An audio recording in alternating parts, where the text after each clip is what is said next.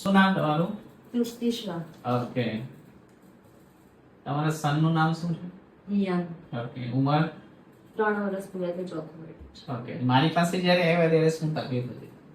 એને છે ને સિવિયર ઇચિંગ હતું. લગભગ 1 વર્ષ જેવો થયો ને ત્યારથી એને આખા પહેલા એને પગના ભાગેથી ઇચિંગ ચાલુ થયું. પછી ધીમે ધીમે બધા ફ્લોર કવર થવા માંડ્યા.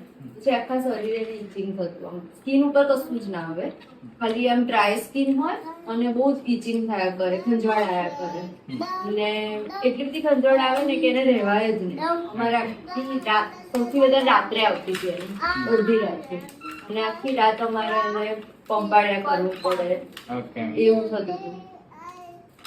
અને એની મેડિસિન બી અમે લોકો બધે કરાવી ચાલુ હતું, પણ ફરક નતો પડતો. પછી સ્કિન એકદમ બ્લેકિશ થઈ જાય, જ્યાં આગળ એ ખંજવાળે ને ત્યાં ડાર્ક થઈ જતી હતી સ્કિન.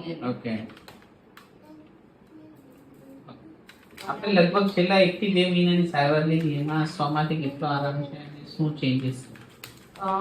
લગભગ હવે 10% જેવું જ બાકી રહ્યું હોય ને એવું કહી શકીએ. કેમ કે જેટલી ઇન્ટેન્સિટીથી એને ઇચિંગ હતી ને એના કરતાં અત્યારે ઘણું જ સારું છે. ઓકે. જ્યારે દિવસે ને રાત્રે આવતી હતી એની અંદર દિવસે બિલકુલ બંધ થઈ ગઈ છે. ઓકે.